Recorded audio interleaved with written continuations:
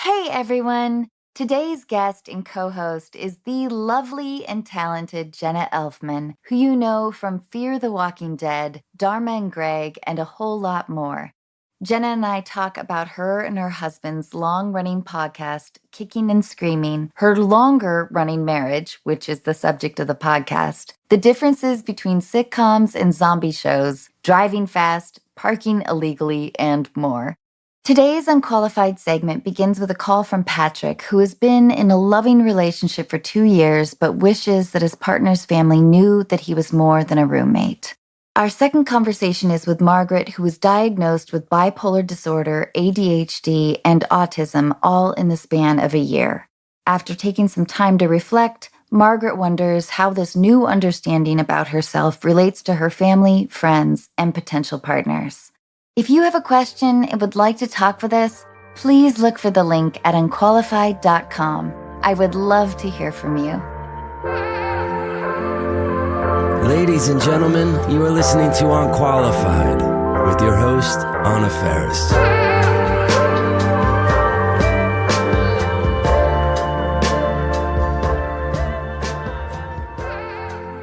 Jenna, I can't thank you enough for doing this podcast with me today. Thank you for having me. It's so cool. I think the trailblazing ground you've done with your podcast. And so it's really fun to be on it with you. I was going to tell you that you're my first guest that has been doing a podcast longer than I have.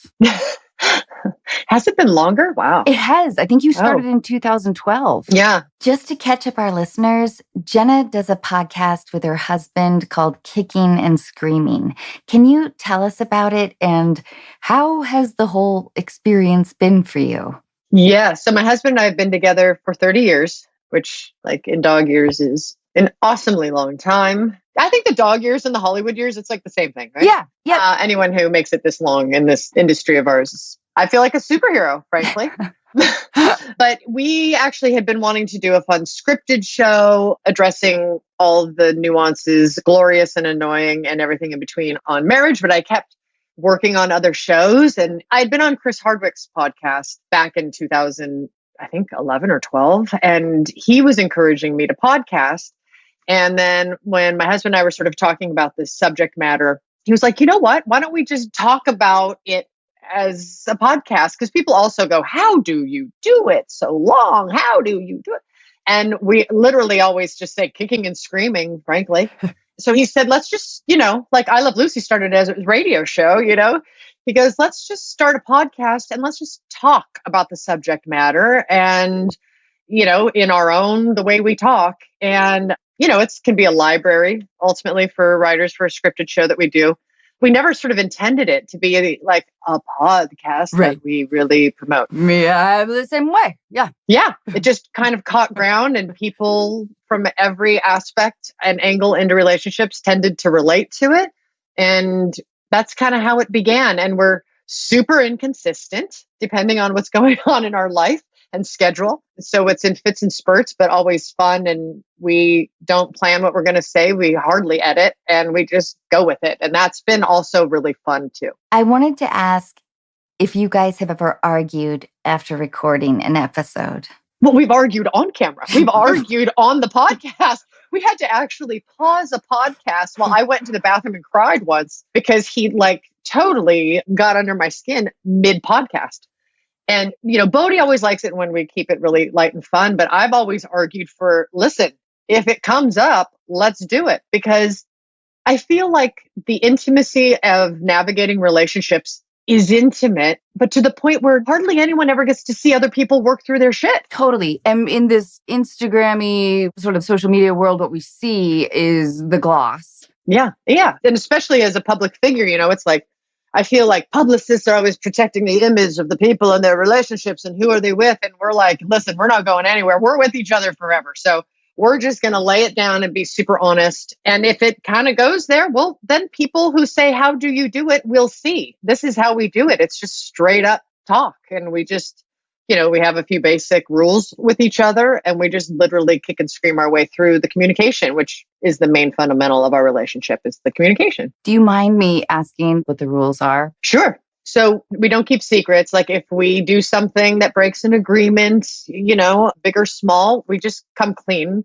In the coming clean, we have rules, 2 rules, which is we do not make the other person wrong for coming clean. Oh, that's brilliant. I trust him so much, and he has such a good track record of being an incredible husband, though annoying, like all of us can be. But he doesn't stray. He's just so devoted and lovely. I really don't care what he does as long as he just comes clean. That's the most important thing, because I think it's the secrets that drive people apart. And we're all basically good, and when we do things that we feel bad about, we then kind of don't want to keep doing bad things, right? And so you find yourself keeping yourself from that person, and down goes the communication. So even though it's supremely uncomfortable sometimes, we're totally honest with each other. We keep it straight up, and we make it safe for each other to do so. So we just listen. It's like, hey, I got to say something. I'm like, all right, what is it? He'll say it and I'll go, I get it. Thank you. Or in my head, noise, comment, Right. judge, whatever. But I just go, I get it. All right. So what do we need to do to help you with this, or to help me feel okay about it? And we're friends, So it's kind of from the viewpoint of helping each other be able to stay present with each other. And I think if you're not honest, or you stop communicating, you're not present with each other. And a relationship certainly doesn't stand on its own. It is only what the two people do to create it and put it there. No one else is making the relationship. It's not like when you get married, you check a box and marriage is done. Okay. And you go and put your attention on other things. That's just the beginning. Like you have to put it there every day. So keeping it honest and present to me has been a very successful action for us. I know you guys met at a callback for a Sprite commercial. Yes. Is that right? Yes. And I kind of want to know about the genesis of your relationship. What was it about him, and what was it about you that drew each other to each other? And did you always have an honesty and a frankness about your relationship? So we officially, knowingly first met at that callback. Oh, but there was a different time? So it turned out later on, we're living together. We take a walk in our neighborhood to go have a cup of coffee at a coffee house. We're walking home and he hits the corner. He turns and looks at me and goes, oh my God, we met before we met. I was like, what? And then he reminded me, and I was like, oh my God. And a whole story came out of that. So we had quote unquote met on this callback for a Sprite commercial. And you both got the job? We both got the job. So we're at the callback. He walks up to me and goes, you look exactly like my girlfriend. Do you have a headshot so I could take it home and show her? I was like, okay, yeah, sure. And then we get called into the audition room together. And the thing for the audition was, tell us a joke. Oh, no. I don't tell jokes. That wasn't my thing. And Bodhi was like, da, da, da, da, da, like being very funny, telling a joke, but I found it very annoying. So I was already annoyed with him, charmed, but annoyed. Mm-hmm. And then he's like, I'll walk you to your car. I was like, okay. And I kind of had parked in some random person's carport because there was no parking. So it was like a very crowded audition place. And then he was giving me shit about parking in someone's carport. And I was like, well, then I'm justifying it, whatever. I gave him the photo, sent him home. He goes home and tells his roommate, this is the girl I'm going to marry. So he didn't have a girlfriend. He did have a girlfriend who looked exactly like me, but was a couple years younger. Totally weird. Super like she's the appetizer. It was the weirdest thing. His roommate's like, you don't even know if you're going to see her again. He says, I'm going to marry this girl. So he 100% knew. Then we pull up at the same time for the wardrobe fitting. And then I felt this overwhelming sense of home, familiarity, and comfort. And like I was home. And like safety. Yes. Yes. I wanted to ask you about the idea of home and what you define home as. And it's really interesting that you identified in this, town of transition and uncertainty of safety and comfort and caretaking. Do you think that's accurate? Totally. He always had such a strong intention toward my well-being, no matter how annoyed I would get or in my sort of not yet evolved little mind at the time of being judgy and like whatever. He just would never back off from the intention for me to do well and to intend actions that helped me survive better. So that was the magic of Bodhi. And so then circling back to we met before we met, So I was on a first date with a guy who I never had a second date with, but we were eating at this restaurant. Then we go next door to that coffee house and Bodhi was there. The guy I'm on a date with was like, "Oh, hey, man," to Bodhi, because apparently they had been at a bar the night before and played a game of pool together. And then he introduced me to Bodhi. And I remember being very captivated with Bodhi. And then being aware of the fact that I was captivated with him because it was very unlike me at that time because I was rather immature. I was 19 years old and I was kind of judgy about people. I just sat in like judgment. That's just who I was at the time. And I remember not being judgy about him and going, what is this feeling? I'm very interested in him, but it wasn't like, oh, I want to like get hot with him. It was like very spiritual and very connected. And so then we all went on our ways. Later on, I was in that neighborhood between auditions and I went there to grab a cup of coffee and I was kind of in the back of my mind hoping I saw him. And he was not like my usual type. I was like, I don't know. I was like going for different types at that time. And I thought I saw him and I got all excited. I got that feeling and I was like, hey, I met you like the other night. And the guy was like, what? No, wasn't him. And I felt a little sad. And I was like, what is this feeling? I've never felt this before, but I wasn't mature enough to go, oh, this is love. I was just aware of a sensation of aliveness that I hadn't ever felt before. So then when we officially met, it all made sense. And that feeling to this day, if he were to walk in here, I get a little ray of light in me because he's my best friend. That is awesome. I'm really happy for you. Thank you. I feel the same way about my husband too, that there was like this instant sort of comfort and safety. And he's really good with direct eye contact, especially with me. Mm-hmm. And that was both unnerving and safe at the same time. Yeah, you feel seen. Like you feel like the person in front of you is seeing you, which this is how it was with Bodhi too. It was very annoying because I felt like he was seeing things in me that I had like left behind. Like he saw good parts in me that I felt I had abandoned about myself or lost about myself. And I found it uncomfortable to feel like he saw that. But I was so happy he did at the same time because I had never felt like anyone actually saw me. Mm-hmm. So it's been this beautiful journey. Yeah, when you feel like someone sees you for real. It's the most beautiful thing, but it is uncomfortable, but I think it's the good discomfort. And then I do want to talk a little bit about your early love, if you don't mind. How old were you when you first felt like you were in love? It was probably with Bodhi. I mean, other than the like cute boy when I was 11 that I was like obsessed with. That's valid. That may have been more lust. He was really cute, but he didn't even know I existed because I was friends with his sister and I would just like be driving to the mall with my mom, staring out the window, listening to music on the radio, like fantasizing about him. Totally. But I think now that I am older and I really understand what love really is, I think I have only had that with Bodhi because I've never felt this with anybody else. So I'd probably say it was when I was 19 when I first met Bodhi. So would you say that he has been one of the more formative people in your life? I think he's the one who's taken so much responsibility for my well-being that I've always, I don't know, I felt like I've learned the most about life from him and his honesty, what he's been through in his own life. We have very different upbringings, like drastically opposite. Will you tell us more about that? Yeah. Well, I just, grew up in a tract house and my parents were together almost 60 years. In Los Angeles, right? Yeah, in the Valley, in Northridge, in a cul-de-sac. My dad worked, mom did part-time jobs, but really drove us to ballet class and sports and whatever. Very traditional form of family. And Bodhi was raised, his mother and father kind of had like a one weekend stand. She was always gay, but she had a relationship with his father that weekend. They were both, conga drummers and kind of had like an artistic affair. And she got pregnant with Bodhi. And he didn't really know his father or have a relationship with him until he was a teenager.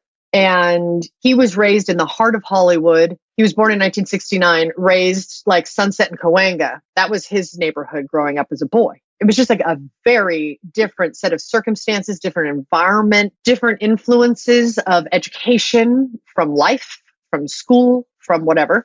And his mom was an artist. His father's an artist, and I was just in ballet class growing up and surrounded by that and the hard work. And my dad worked hard and I learned. So I'm like a hard worker, type. And so our points of reference are very, very different. And it's been really cool to enhance each other and fill in blanks. And, Bodhi has a very close relationship with his father now. They're great friends, but he didn't ever see in his own home what a father did, So then when we had kids, and my dad, we loved babysitting. We had all the kids in the neighborhood come to our house. And so we were like, I always saw my dad around children and saw what a man does to his children, to his children's friends. You know what I mean? Like the caretaking, the humor, the whatever. So I found I would have these expectations when we had our first kid that he would just sort of naturally slide on in, and take the baby, do the burping, change the diaper, bring it back, just sort of that natural organic dance. And he wasn't. And I was and tired, I was like, what is your deal? Do you not want to help me with that? I'm getting all on my soapbox about what are you doing? That's hard. I'm doing everything. Yeah. And you don't know what you don't know until you realize you don't know it. And then it's up to you. What are you going to do about it? He was like, I don't know what a father does in this moment. I don't know. I never saw it. Just, I'm willing to do anything. Just tell me what to do and I will do it. And I was like, of course. Oh my God, that's right. You didn't see it in action. That wasn't part of your education. Okay. I was like, take the baby now, burp it, please. He's like, I'm on it. And he would totally, but I had to just instruct him through it because it wasn't like an organic thing for him that was just in the back of his mind. So then he set upon this beautiful task of going to all his friends that are fathers that he respects, all different kinds of fathers. And he would go and watch them and ask them questions who had all different age so that he could get some life skills about what a dad does and when and how. And I was like, that's amazing. And that's beautiful. He is one of the most amazing fathers to our boys I have ever seen. And I'm just so impressed by what he's done to fill in some blanks for himself. It's amazing. It's amazing to me. I love it that after all these years, you speak about each other with so much appreciation and gratitude, I think. It's really beautiful. Thanks. It wasn't without hard times, for sure. And our industry isn't always easy on relationships. So Dharma Greg is streaming now on Hulu. Yeah. Uh-huh. How do you reflect upon it? What did you appreciate about the work circumstances? Because, I think for most people in general, the grass is always greener. When you're doing a sitcom, you want to be doing something dramatic, like single camera stuff. When you're doing single camera stuff, you're like, oh God, the hours I miss. Miss being home by 4:30. Right. So will you tell us about your experience? Yeah. My first impression when I reflect on it was just absolute joy and so much fun. Literally nothing I've ever gotten in my career has ever been handed to me. I've had to work and pound the pavement for every single job I've ever gotten. I feel the same way. And it's only with age that the jealousy of my peers, where it feels like it's been just a slightly easier road. Thankfully, that's lessened as I've gotten older. Yeah. I think there's always a story behind everyone's journey, and we probably see about 3% of what it is for them and make many assumptions, filling in the other 97%. So even if something was handed to someone, do they have any support system? There's always going to be something for everybody that, if we get too hung up in our envy, then it's about us. Completely. Instead of just knowing that everybody has something, everyone's going through something, everyone's got a story, a journey, barriers, people that are against them, that they love and wish were supporting them, whatever it is, there's something always, because this is life. This is what it is. But my memories of Dharma and Greg was, my goodness, it was like my second sitcom. I had been living off of you have those Arrowhead water bottles and you just throw your spare change in them. I was living off that. That was all I had. I would count it up. I'd go across the street to the market and live off ramen and cheese and tortillas. I'd make jewelry, take it to acting class, sell it at acting class to get money, to get gas, to get home from acting class. So, well, you saved money, by parking in other people's parking spaces. I didn't have to pay the meter that day, but it was created for me. Like, what? I'd done one show, it got canceled. I had a meeting at 20th and they made me a development deal. And I got to pick the writers to create a show for me. It's like, what? It was such a beautiful time. And the impetus and the excitement of my dreams coming true just sort of flooded that experience for me. And the casting, every actor on the show was just so great, like so well cast. And we just had fun. I mean, there's always moments of whatever, but it was like the main experience of that was fun. And that was my takeaway, was my gratitude, the fun. It ended in a very anticlimactic way, which was such a bummer after 5 years of such like crew. I mean, how we have these beautiful people you work with every day. It's intimate. Everyone's got skin in the game. Everyone's got families they're supporting or whatever their story is that's connected to this mutual experience. And it's precious to me. Time I spend with others creating is precious. And I know how many years I spent imagining and dreaming about having that in my life. To have it actually be happening, that's so precious. And I know how rare it is to, one, be on a show, let alone have it be a success. Mm-hmm. And I think at first I probably took it for granted, not in a ill-intended way, but just in a very youthful thinking, this is how it's always going to be kind of way. And you don't know to have gratitude to that degree till you lose it and you learn these life lessons as you go. But I was always grateful because I knew I was almost evicted, leading up to it and everything. So I never threw that gratitude away. And I have it to this day for the job I'm on now. I'm aware now of what a crazy world it is, how hard people have it trying to survive, trying to find happiness for themselves in whatever area of life they can scrape up to have some sensation of feeling connected to the world, feeling like they have a place of meaning in this world. And when you have these beautiful opportunities, I don't know, I just look upon that time and it kind of sparkles in my memory because it was special. I love that.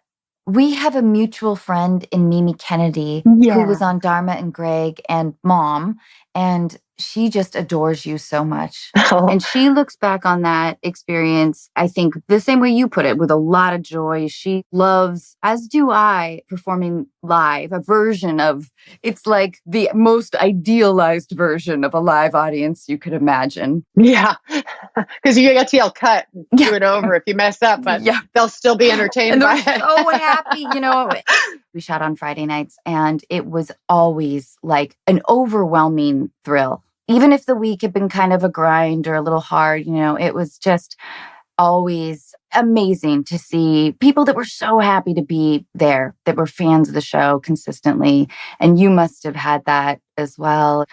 Do you miss any of that element? Would you ever return to this format? Do you want to play my sister in a, you can be the lead, I'll be number 2. I am down. I totally miss the live. Oh God, I just love that energy. I love it. And I love the suspense of comedy, being able to take the audience, have them track, your belief system as you're going through these lines, to mislead them, to have them suspend and then turn and then have them be surprised by the turn. And then they laugh.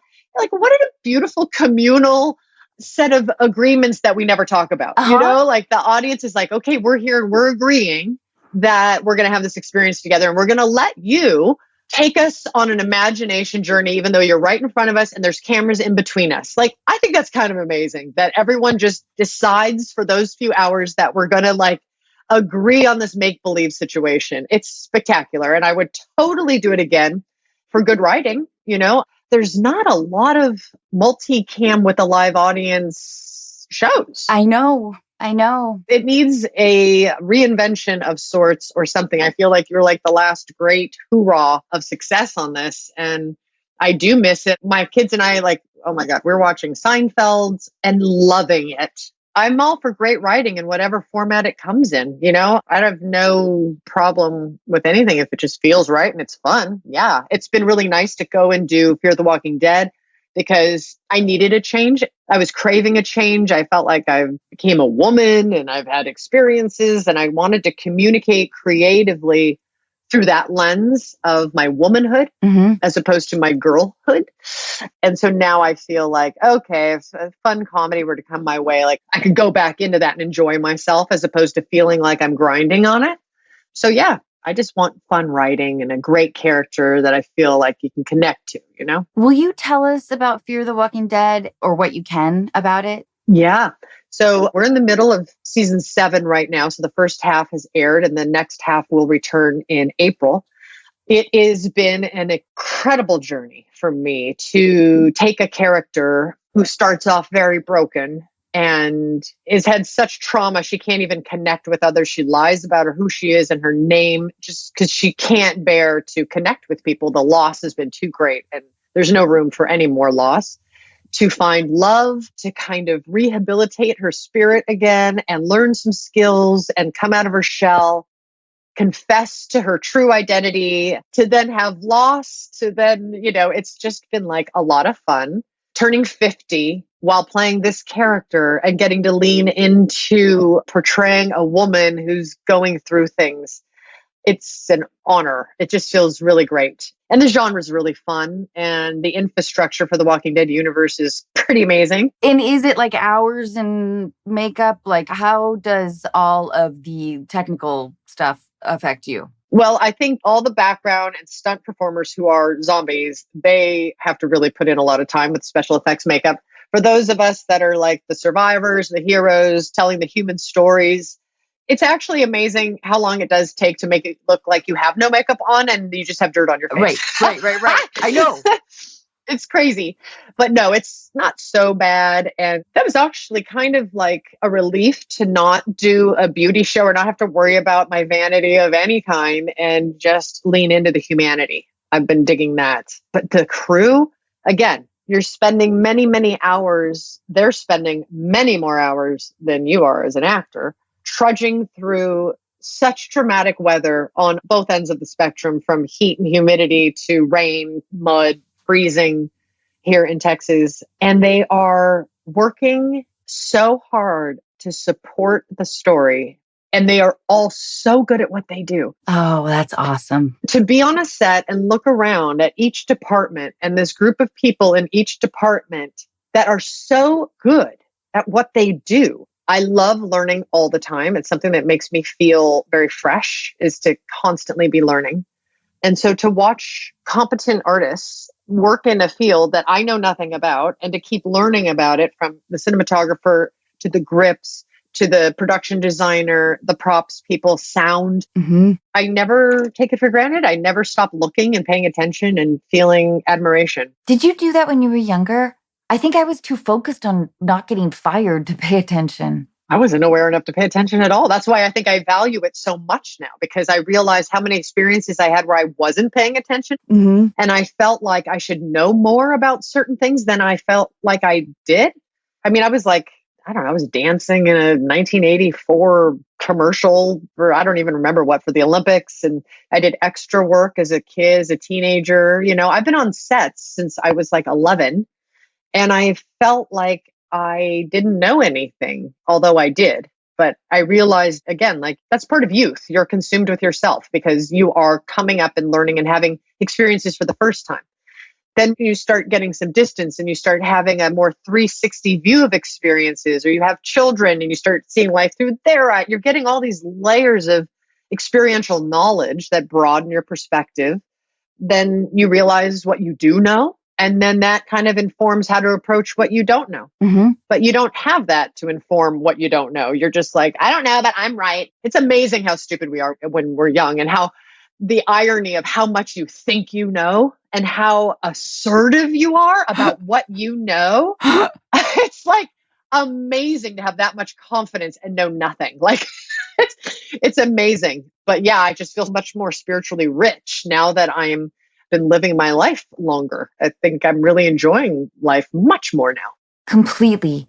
You get accustomed to believing that film sets are normal with this, I don't know, frivolous empowerment. Not that it isn't nice to have someone bring you breakfast. Well, it is a very alternative universe. It's nothing like a normal life. It is not normal. So there is no point of reference to compare it to because there's nothing that compares to it. It's such its own beast. Who have been the actors that you've learned from? Can you name one or two? Well, I learn from everybody because if I see people behaving badly, I learn from that completely because I see the effect it creates, and you start to see what's the purpose here and where is this coming from? And look at the effect it creates and how it affects productivity and creativity. And it's so destructive. And just joy on set when everyone's working such long hours. Yeah. And then you have graceful people that, Greg Nicotero, who on The Walking Dead, he's responsible for all the walkers, the special effects makeup. That's where he started. And he started directing and he's like, directs some of the most amazing episodes over on the original show on The Walking Dead. And I remember doing my first Comic-Con and it was just this little gesture, but I had never been on a stage in front of like 8,000 fans before. And then it was just, coming onto a show that had already been on the air and I'm like new and it was just like a lot. And it's Comic-Con. Yeah, it's Comic-Con. How many people get this experience? Yeah. And he was like such a gentleman and he goes, come here. And he just kind of opened the curtain and like, he goes, just look at them before you go on stage. Just take a look and just look at it. So it's not the first time you're looking at it when you're on stage. And he was taking such care and that was a tiny little beautiful gesture. I so appreciate that though. Yeah. And he was just like thoughtful because I think I was a little quiet off in the corner. And I was like, this is just a lot.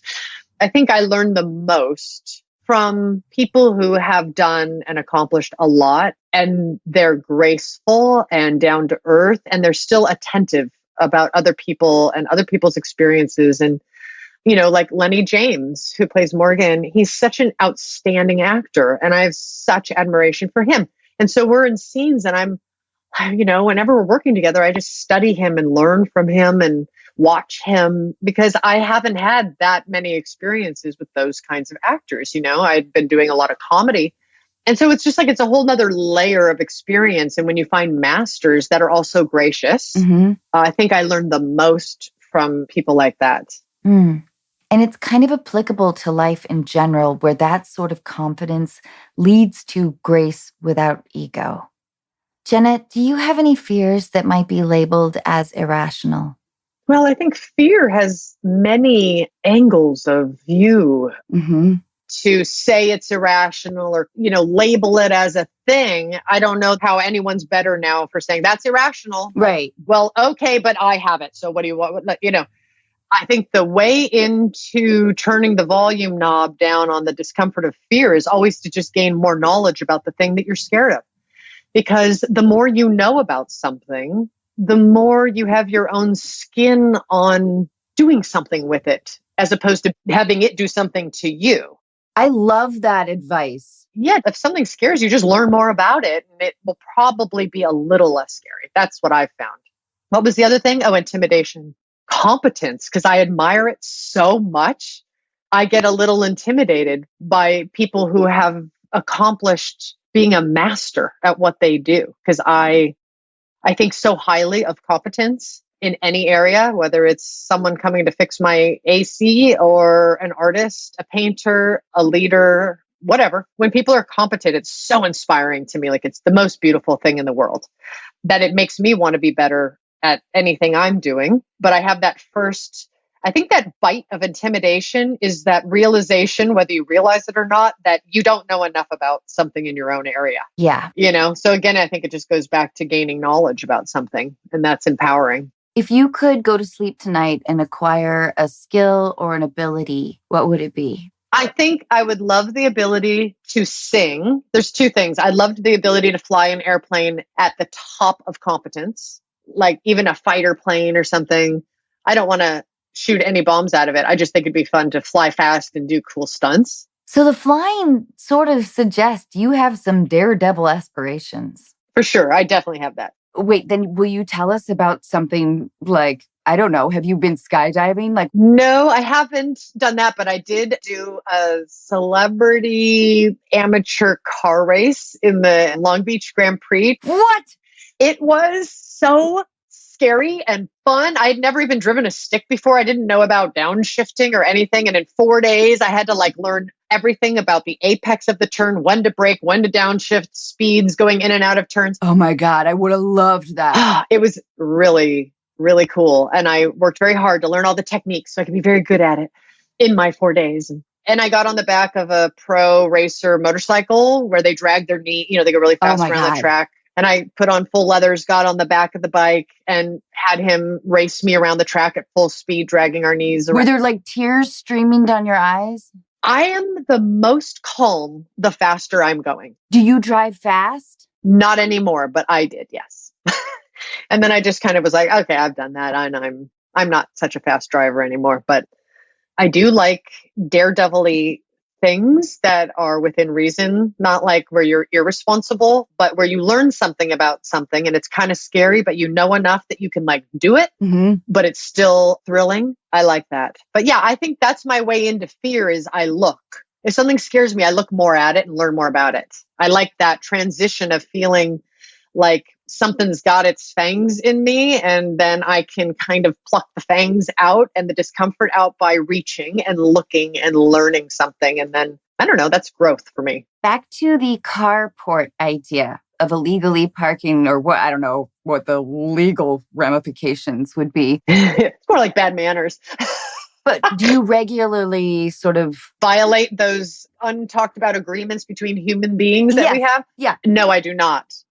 I really try and respect other people's experience as much as I can. And I really value the golden rule. I think it's really powerful. And I've learned that some of the hardest times in my life was when I was really violating the golden rule. Oh, interesting. And I created upset for others and myself because I didn't put myself in their shoes or consider how I would feel if it was done to me.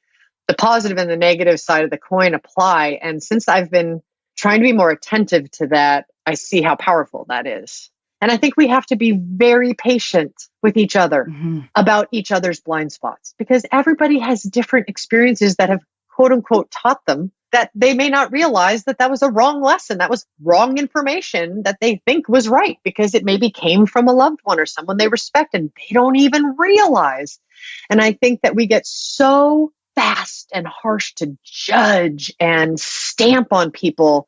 I don't think anyone would want to be stamped and nullified for a blind spot or a transgression when, how about we just kind of go, hey, did you mean to do that? Because maybe you don't know. Here's the thing for me.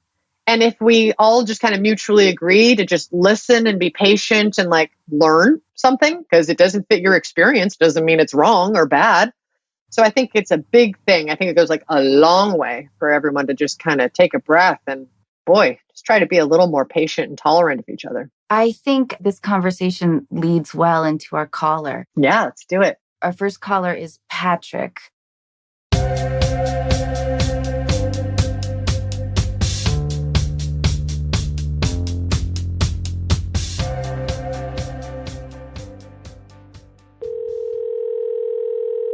Hi, Patrick. Hey, Anna. So nice to meet you. Thank you so much for having me on your show. Thank you so much for your lovely letter. And I'm really happy to be talking with you. And this is Jenna, who is amazing. Hi. Patrick, will you tell our listeners what's going on? Yeah, so basically, I'm in a very healthy, loving relationship going on 2.5 years with this guy that I couldn't have even imagined in my past. We're both in our 30s now. And he checks every box. He's just such a wonderful, loving, he's funny, he's smart, he's handsome, he's thoughtful, everything you could ever imagine. The only caveat is that he is not out to his family. And they live about an hour away from where we live now. And I would never want to put any sort of pressure on anyone to, come out because it's such a huge life moment. And for me, it was easier than I thought it would be, but I know it's different for everyone. It's situational and I would never want to apply pressure.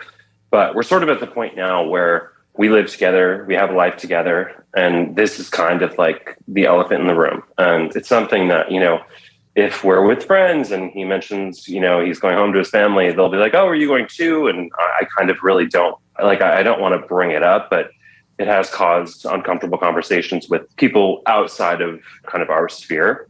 When he goes home, do you go with him? No, his family just is completely, to them, I'm his roommate who, watches the dog. I met his dad for the first time like a month ago when he showed up unexpectedly.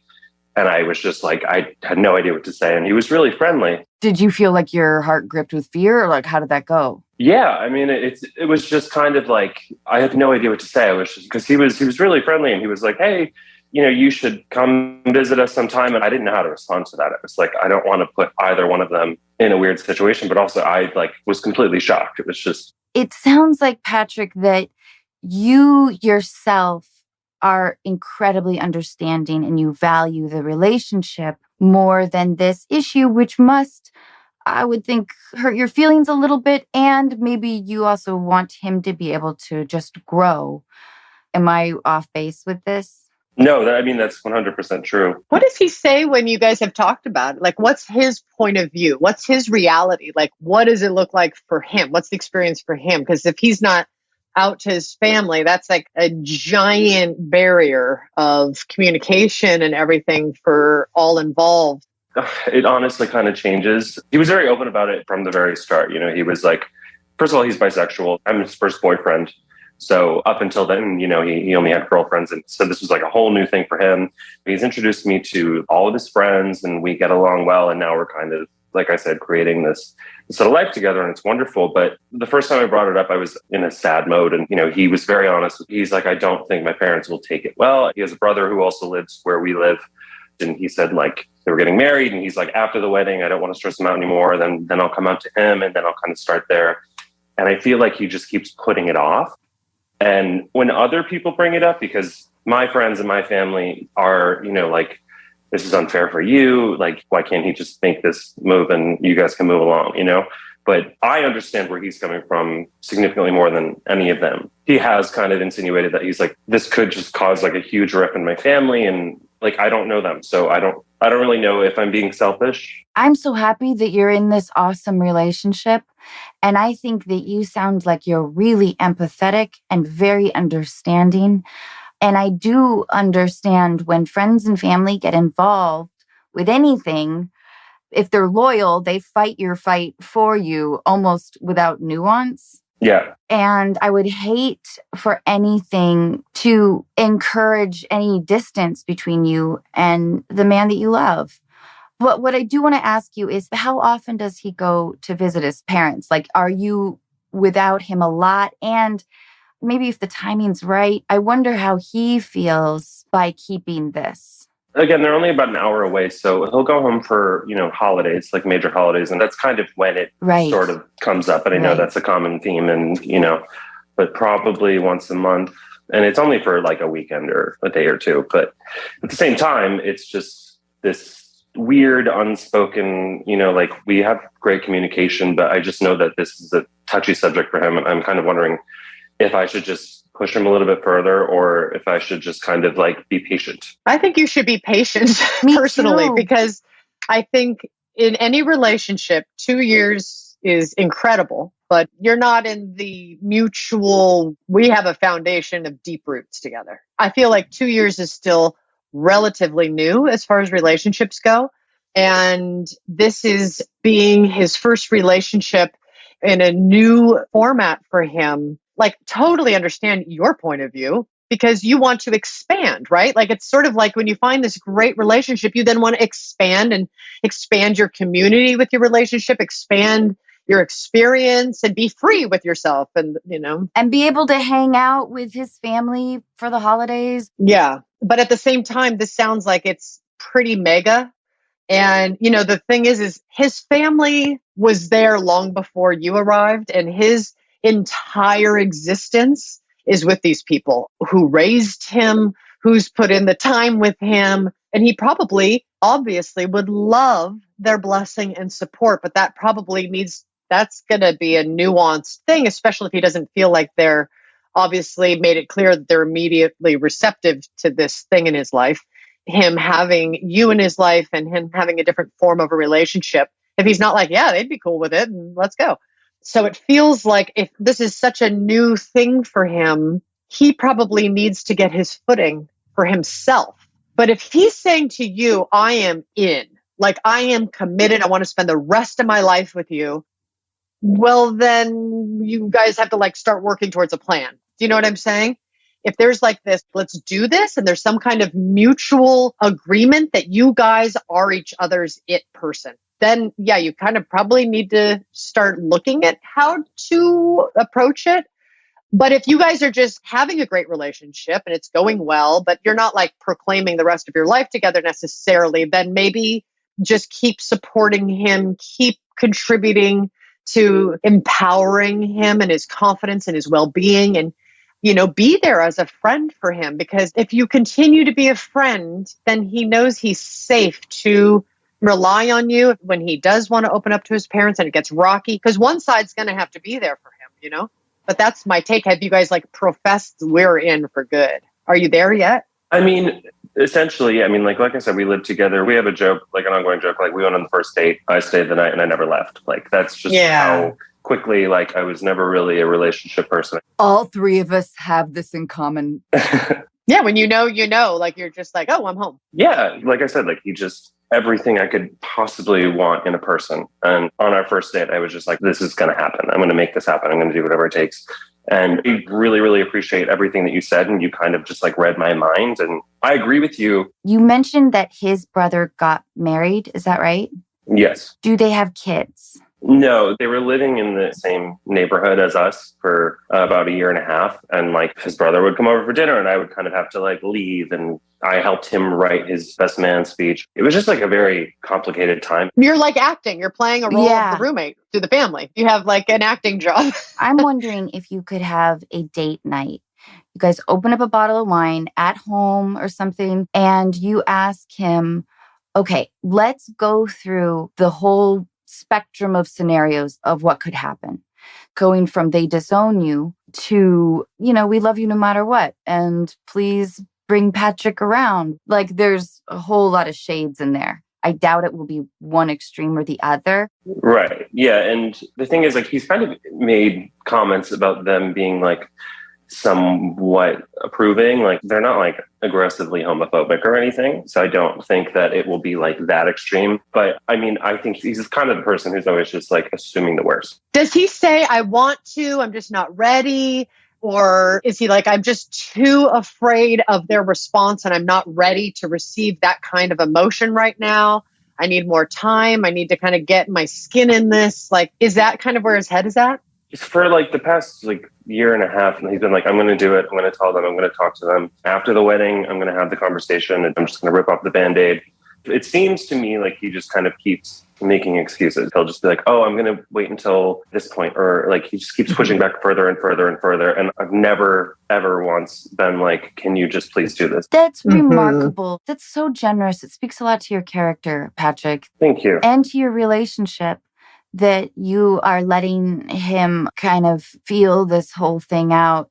But I do think in that same vein, like exploring what could happen, because I'm sure in his brain, it's there all the time. Right. Yeah. And I mean, honestly, like for me, when I was kind of coming to terms with myself and coming out, like I was the same way. I was like, you know, my family was going to just completely cut me off. Thankfully, they were really like, oh, great. You know, cool. It's fine. It's like I had a very wonderful experience. And I've been out for like 15 years now, like no problems whatsoever. For our listeners, I think they'll find this really helpful. Will you tell us sort of how that went and how nervous you may or may not have been to come out to your folks? Yeah. I mean, honestly, I always knew that I was gay. It was just a thing that I've known since I was a kid.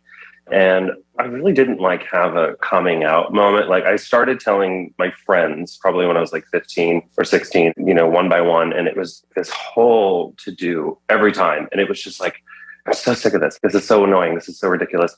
And then I just kind of started dating guys and I was like, you know what, it is what it is. And thankfully, everyone important in my life was very open to it and very like sweet about it. But it's so, first of all, it's so stupid that people even have to I know. Go through that process. Yeah, it is. Is one of his parents more safe for him than the other, where he feels like when the time is right, like, you can talk with him about having the conversation, maybe start with one? Yeah, I mean, I definitely think that one of the parents would be more, receptive than the other. Again, I think his brother would probably be like the safest place to start, because he's the kind of person who he takes on the stress and anxiety of the people around him. Yeah. And he knows that his brother's stressed out, and he just what a moved good man across the country. I know, he's so sweet.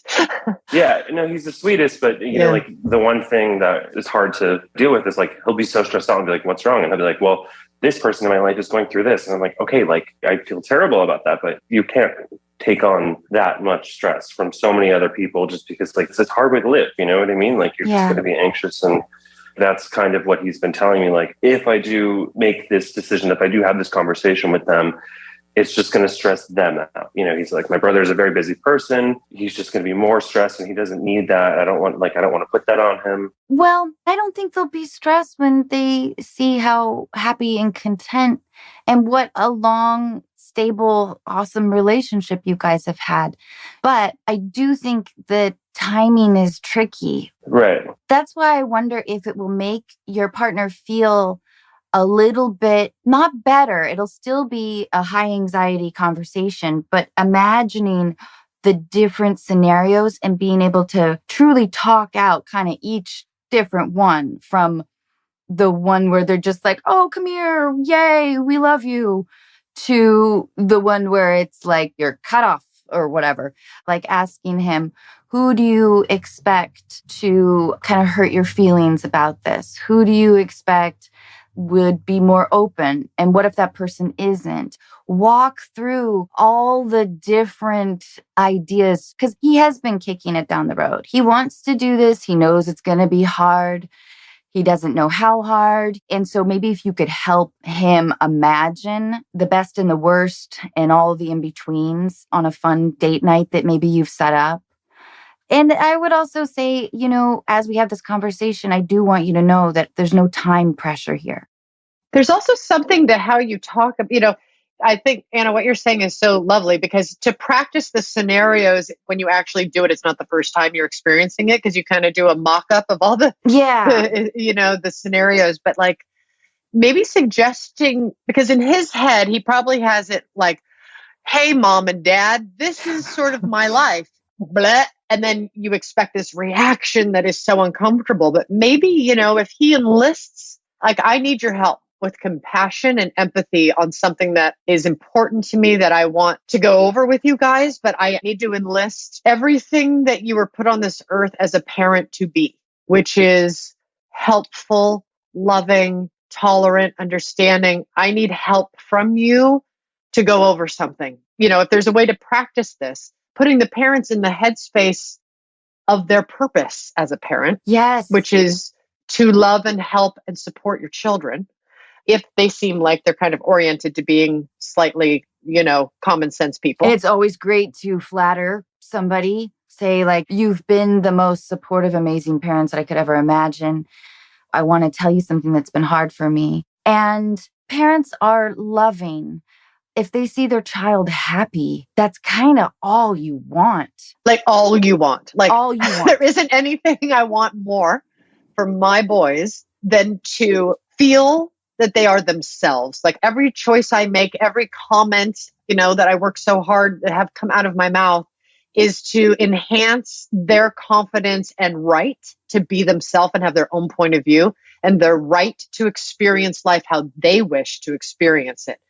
And you just want them to feel like they're in their own skin and happy and have some kind of purchase on life and leverage of ownership in their own feet on the ground. Mm-hmm. Literally all I want for my children. Hopefully that's their mindset. I also wonder, I keep going back to the brother. Enlisting the brother would be a good way to have an ally, somebody who knows first. They'll always feel a little more loyal. I think that's a great idea. And in my opinion, it's like his brother seems like a very nice, kind, understanding. But at the same time, everyone's sort of coming out is different. So yeah. Mm-hmm. Patrick, I think you're so wise to not take this personally. That's very mature of you, I think. Thank you. You want his happiness and your relationship to succeed more than this issue breaking it up. Yeah, I think that's like the most perfect way to kind of wrap it up. And like, that's exactly how I feel. Well, I appreciate how thoughtful you are. Well, he's lucky to have you. Patrick, I'm really happy for you. Thank you so much. This was so helpful. It was a pleasure speaking with you. This whole conversation will be really helpful to a lot of people out there. You know, like just talking about this stuff means a lot. So thank you so much, Patrick. Thank you for listening. Honestly, if anything, it was just nice to talk about it with someone who is not choosing sides, you know. I really hope that you both are happily surprised. I hope so too. Thank you so much, Patrick. Nice talking to you, Patrick. Bye.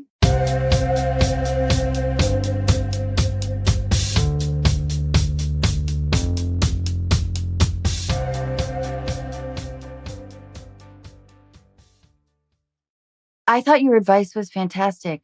I also felt like he was already coming from such a loving place. He is very sweet. That is such divergent experiences they have. You know, they're coming from like two very, very different, like having nothing to do with the parents or anyone knowing, but just for yourself. You know, that's a big shift. Either he's like, oh my God, what have I been doing for 40 years? Finally, I'm home. Or it's a journey for him. Who knows what his experience is for himself, just solely within his own thing, let alone, you know, how do you go and tell other people if you're still going through your own thing on it? Like he might still be wrapping his own head around where he's at with this. How does this fit on him? You know, there's so much to what could be going on in his mind that maybe he may not even be ready to be sharing with his partner yet. So it's very one side of the perspective. And we're like talking about ways to solve it without talking to the person who's going through it. So it's a little bit of like, there's a huge vacuum there of reality. Yes. Because we don't know what he's actually going through. But I thought it was remarkably mature of Patrick to not take it personally. Yeah, it's very mature. Yeah. But he's excited, you know, he like loves being with him and he wants to share it. He wants to, you know, it's got to be exhausting to have to hide it and navigate. And like when the guy's dad comes over and you're like, just taking care of the dog. Yeah. That's stressful. Like I understand Patrick wanting to feel free and just enjoy the relationship fully without any inhibitions, restrictions, considerations. Like that's hard. That is hard. That's very hard for a partner. Yeah. I think they might be pleasantly surprised. I hope so. Okay. So shall we talk to Margaret? Sure. Hi, Margaret. Hi, Anna. Hi, Margaret. Hi, Jenna. Margaret, thank you so much for your letter. Will you tell us what's going on? Sure. So the pandemic so far has been like a really pivotal time in my life. At the very beginning of the pandemic, I suffered an emotional breakdown. I had a pretty serious psychotic break. And I guess I should talk a little bit about before and then what's happened since.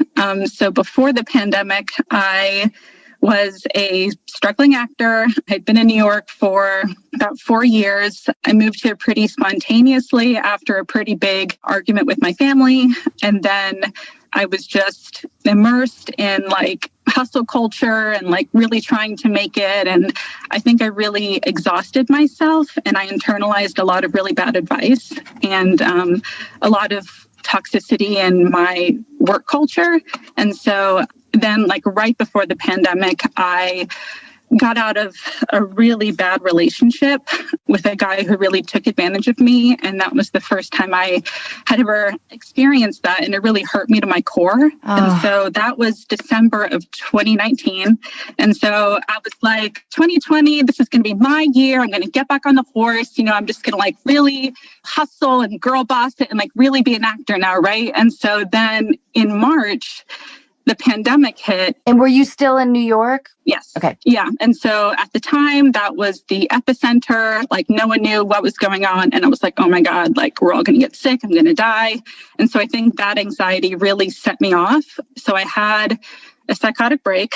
And with my traumatic childhood, I know like I'd always been really good at coaching myself out of stuff. And so yeah, I just thought that I could get through it on my own. But then I realized that I really needed help, like real psychological help. And so I pursued therapy for the first time in my life. And it was amazing. It has been amazing. Good. So my doctor put me on medication and like we did some testing and stuff. And so I found out that I have bipolar disorder, unfortunately. And so that was my first really big shock. And then after starting my bipolar medication, my executive functioning and my attention like really suffered. I'd always had issues with attention in school and stuff, but I just kind of like ignored it. And as I grew up and became an adult, I like figured out my own systems and stuff. And so whatever. And so my doctor was like, sometimes bipolar meds can exacerbate other issues like ADHD. And so I thought, well, that wouldn't be a shocker. So I got tested for ADHD. That came back positive. And then that doctor suspected something else. And she asked me if I would be willing to take a different test. And I said yes. And so it was pretty long. Asked me a lot of questions about my childhood and everything. And oh, that must have been intense. Oh, gosh. Yeah. And then it was especially intense because I discovered that I am autistic. And so 3 big diagnoses in 18 months. Was there a sense of relief? Yeah. So it was like a bunch of different things. It was like relief and happiness, but also anger and sadness. I was like relieved because I'd always kind of felt like an alien. And so I was relieved to know that there's a name to what I have been feeling. I was happy to discover that I'm not the only one who feels like this. There are other people like me. I was sad because I was thinking about the little girl that I was who always really struggled in school, both academically and socially. And I was angry for her too, because I thought, I'm 27 years old. Why is it taking this long for me to discover this about myself? And why didn't I get the discovery and the help that I should have gotten in childhood to really set myself up for like true success in adulthood? And with that, anger kind of put like a fire in my belly. And so I was like, I'm sick and tired of sitting around in quarantine. I want to do something. I want more purpose. Like I'm going to put acting to the side for a second and try something else. And so on a whim, I joined something called the New York City Teaching Fellows. It's like a fast track program. You like get trained over the summer and then you start working in the fall. You're fully certified and then you take college classes. And after 2 years, you get a master's. And so I'm currently qualified and working as a special education teacher. Congratulations. Thank you. Look at what a beautiful, that's so beautiful of you. Thank you. And very proactive, like good for you. Thank you. It feels really good to like be able to help people like me and like be involved in those kids' lives. But that was such a crazy whirlwind of a summer. And now that I feel like I really have the hang of my job and everything, I want to get back out there and like meet new people, like make friends, start dating again. But it's like, I feel like a completely different person. Like as a former actor, honestly, it feels like I was cast in a role yesterday. I've been given the script and I've been pushed out on stage, not knowing my lines and not feeling comfortable in my character. I feel like a stranger to myself. And I also feel like I lost a lot of friends because I was embarrassed about all of this. And so I was really reclusive, even with my family too. And I guess to conclude, my main issues are like, how do I make friends from scratch as an adult? How do I divulge really sensitive information like neurodiversity or mental illness to like strangers, like, potential friends and stuff? What do I do if I'm met with prejudice? Because obviously like discrimination never feels good. And then I think the big one is I'm really embarrassed and sad to say this, but like I can't help but feel like I'm defective. I have this internalized prejudice against myself that I'm really trying to shake. Like, I can't help but feel like I'm the crazy girl. I'm the disabled girl. Like, who's going to want to be my friend? Who's going to want to love me? So that's everything.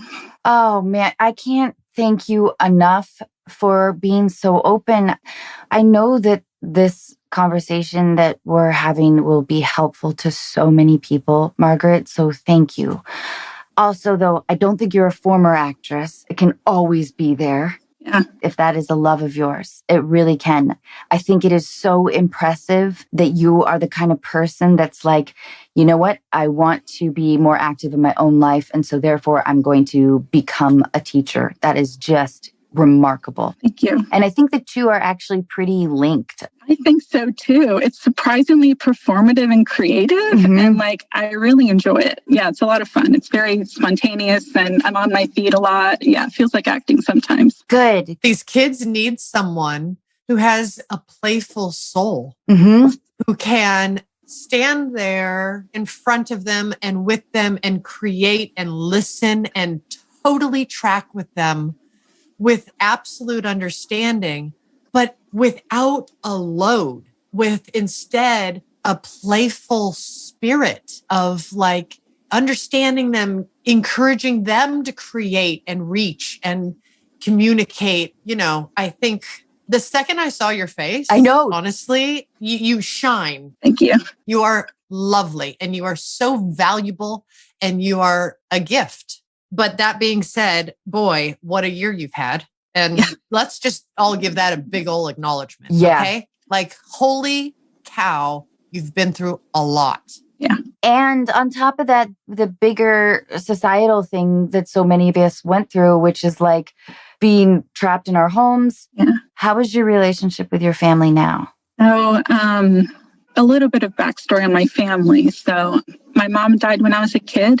And my dad was pretty like verbally and emotionally abusive. And we never got any therapy or anything in the wake of that. And he's always had a really antiquated perspective on mental health. He always said, like, you know, just buck up and deal with it. You know, if you want to cry, don't cry in public. Go to your room and deal with it there.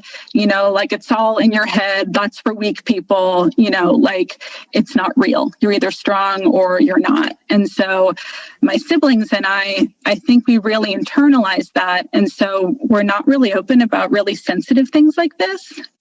Like we never talked to each other about dating or anything like that. So I haven't talked to my father in some time. He's completely cut out of my life and it's just me and my siblings. And I live up here in New York and they live down in Virginia. And we don't really see each other very often. Like I haven't seen them at all during the pandemic. It's been almost 2 years. And so are you close with your siblings? You know, emotionally, even if you haven't seen each other, but is it a sense of home and connection for you, your relationship with them? When we were kids and when we were going through all of that together, I think we were really bonded. But now that we've all gone our separate ways in adulthood, we're not as close as we were. And we've all really changed as people. And so sometimes when we go and like see each other, we can feel like strangers. And we're all like, my whole family, we're all like really introverted.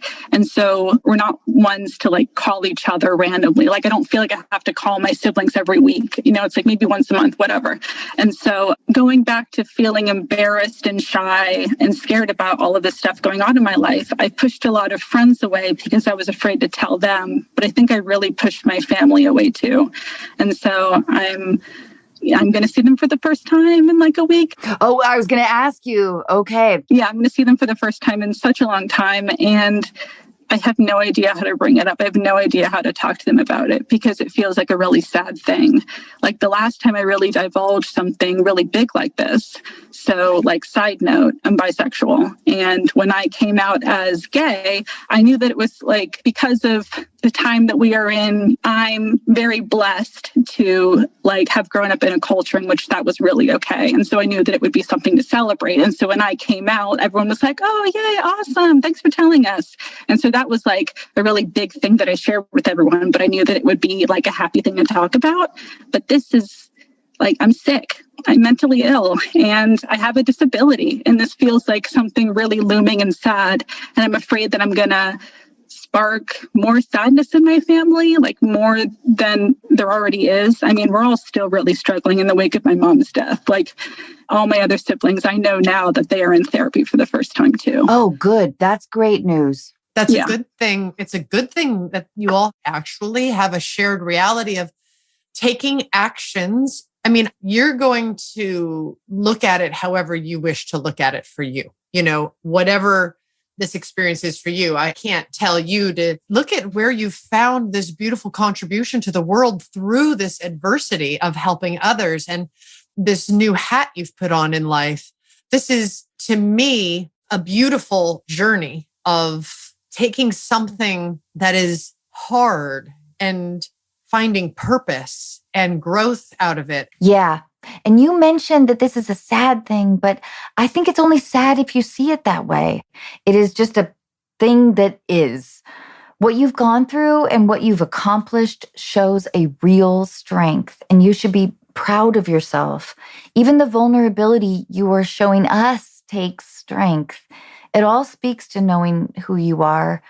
You aren't crazy or disabled. We all have issues, but you turned everything around in a really positive way. And back to the idea of friendships and romantic partners, I think that is a very attractive quality. I think you should be even more confident now and maybe just change the narrative you're telling yourself. I would say two things. Number one, there's so much complexity you've gone through. Find the beauty of the simplicities. And there is such beauty in simplicity. And you have the right to find beauty in areas of your life. Find those truths that are simple, that are yours. And those are going to be so bolstering to you. And also, how inspiring is this story to tell your family that you like training and getting educated in this new area that is like beautiful? And might that be so uplifting to them, your pride? You know, it's sort of like you get what you put your attention on. If you sit there going, I have a mental illness, I don't know where that leads in terms of bolstering yourself. Yeah. And who you are. Yeah. I think you're an artist. We are all not like everybody else. That is a true fact. Yeah, that's true. I always feel not quite right around anybody. I think as artists, we are always viewing things differently. We are looking at things outside the box. And you have, in such a short amount of time, taken a very difficult situation and converted it, like the artist that you are, into this purpose and a new chapter in your life that enhances yourself and others. That is so not victim. It is so strong. I'm so impressed. I do understand what you're saying on the social thing. You know, look at bigotry is big. I mean, people can be awful. It doesn't matter what the situation is. And you've already gone through chapter 1 of running into bigots and you have beautiful wings from that. So I think you put your attention on how amazing you are and every single thing, which is many, of how many rightnesses there are about you. There's so much right about you. And I think that in your own view of yourself and in your discourse with others, it's all about what's right because there's a lot. There are so many things we can use as our identifiers. And you are an artist, like Jenna said. You are the protector of that little girl that was growing up, that was lonely, which makes you empathetic. You are all of these complicated things like all of us are. It's an important part of who you are, but none of these things have to singularly define us in any way. And I just think you're incredibly strong to be doing what you're doing. And I'm not sure that Jenna and I can necessarily tell you when the timing is right to tell everyone, you know, like, I don't think you have to put that pressure. I think you'll feel it. Okay. You'll feel it with somebody you trust. You know, maybe there's a close friend that you are missing more than others that you could call and say, hey, I miss you. I'm sorry I've retreated. There's been so much, but I would really love to talk with you because I miss you and I love you. And I've just had a heck of a year. Yeah. You know, like it just has to be one. Start with one. Yeah. The one person that you think really is the person you have the best conversations with. Start there. And then if it is comfortable, if the timing is right and you feel safe and protected. Maybe you could tell a sibling of yours if you're trusting of this. The thing that made me think about that is if you guys are all introverted, there could also be a link. And it's so great that they are being able to talk out their problems with other people. Yeah. You may find a more open situation than you ever have before. Mm-hmm. But, having said that, this can be as public or as private as you want. This is all yours. And I think it's a gift that you have people in your life, that you sought people out that are helping you discover more of yourself. There has to be relief sort of in talking about it with other people, I would think. Yeah, I guess I'm kind of afraid of finding potential friends and then, going along and discovering stuff about each other and then divulging something like this and then feeling that pushback maybe. I'm afraid of encountering prejudice, mostly because I'm still feeling that prejudice against myself. You have to reconcile for yourself. You have to bolster and boost. You have to be patient and kind to yourself. And this may sound very mild, but sometimes the most mild approaches can be very, very healing. You have had a lot of experiences that have introverted your attention onto yourself and to aspects of yourself that are very inward looking, right? Which is good to do sometimes. And you learned some things, but you also have to balance with getting your attention extroverted. And when there's been so many challenging experiences that introvert, I can't recommend enough going out and taking walks, but not taking walks where you're staring at the ground, but taking walks where your phone's in the pocket, genuinely for yourself, connect and be present in the environment that you are in, not the memories, the thoughts. Those aren't your present time environment. They're past. And we're so good at beating ourselves up. Yeah. Find and notice things in your environment. Notice things you never noticed before and know that you're noticing them. Mm-hmm. And do that for as long, whether that's 15 minutes or 2 hours or more, until you feel a little better. That is such great advice. I used to take 4-hour walks all around New York. It was awesome for me. Yeah, because I think that'll help calibrate some of the anguish. Okay. Yeah. That feels like it's sucking you alive. You know what I mean? Where there's more of it engulfing you than there is of you putting energy outward into the world.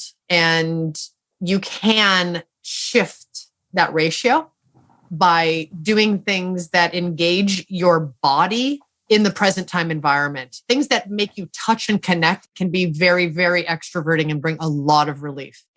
I think part of my problem in feeling so uncomfortable in my feeling like I'm not at home in my body in terms of my character and my story, I self-identified as an actor for so long. That was my thing. I was I am an actor. This is my whole life.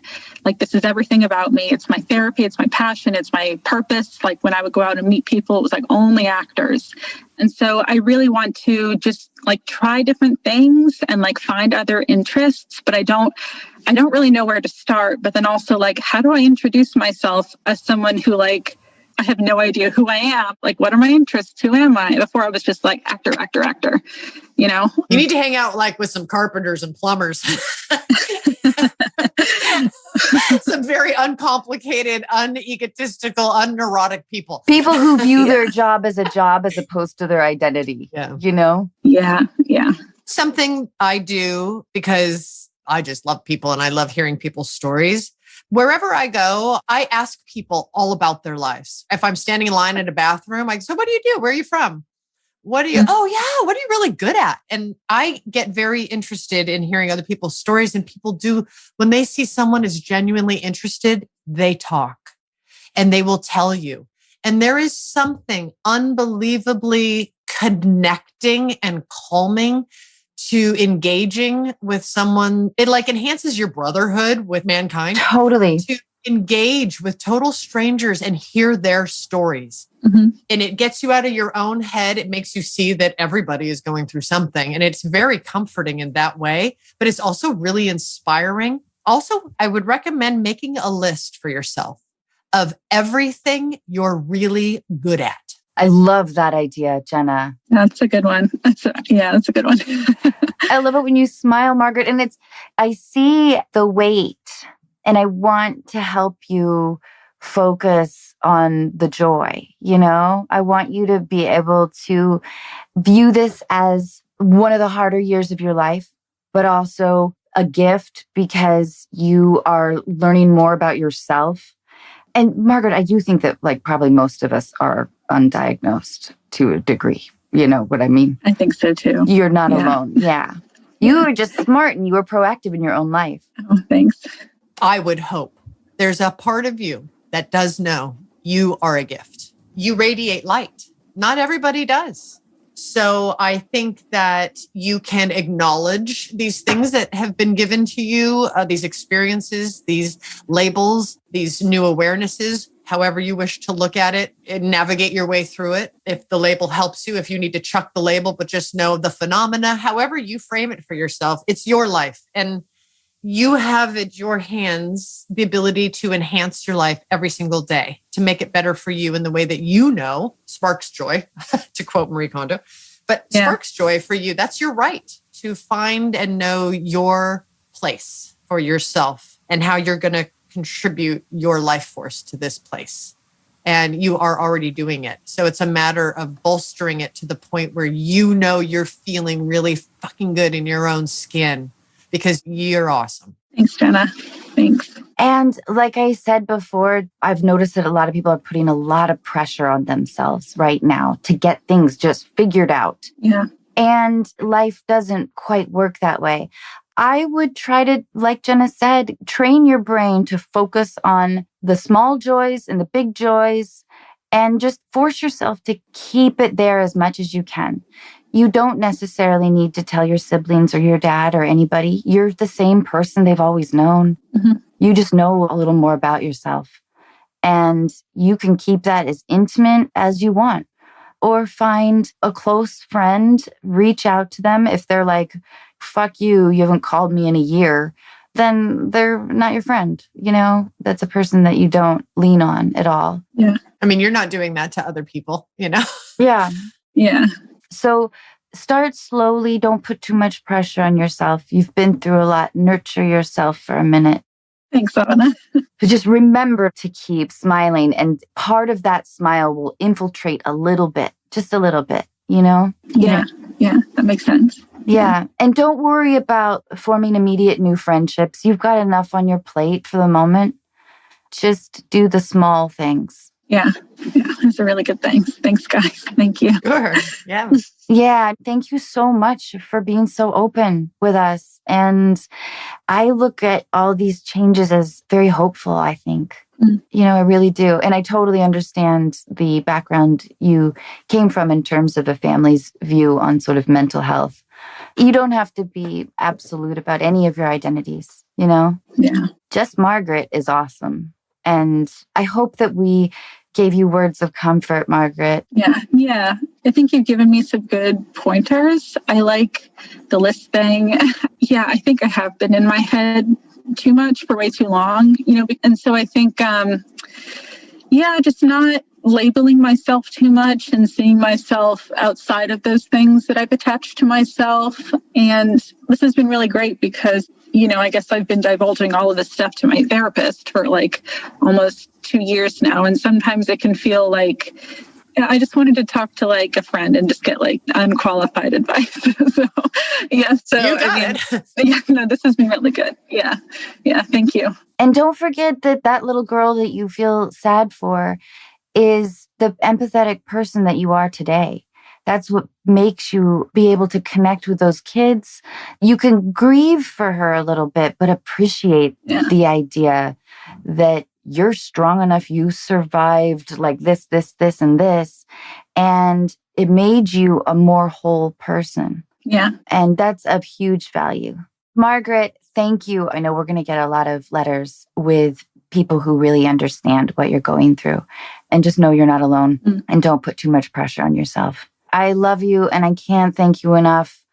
Yeah, I just really appreciate you being as strong as you are. Thank you. Other people will hear this and they'll be inspired by you. Thank you. Bye, Thank Margaret. you.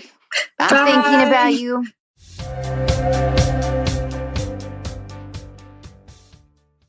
You gave the best advice. She was so sweet. My goodness. Lovely. I can't thank you enough. So we can check out Kicking and Screaming, your podcast. Yep. Dharma and Greg on Hulu, and Fear the Walking Dead on AMC. Yeah. It will return to AMC and AMC Plus in mid-April. Is there anything else that we should talk about before I let you go? Just, I love everybody out there, and I wish the best for everyone to find joy and comfort this year and find their footing in whatever way they can. I just wish that for everybody. Thank you, Jenna, so much. This has just been awesome. I really, really appreciate it. You are lovely, and thank you. It's been really fun sharing this time with you. Thanks so much, Jenna. Okay, have a great rest of your day. Okay. All right, bye. See you later, alligator.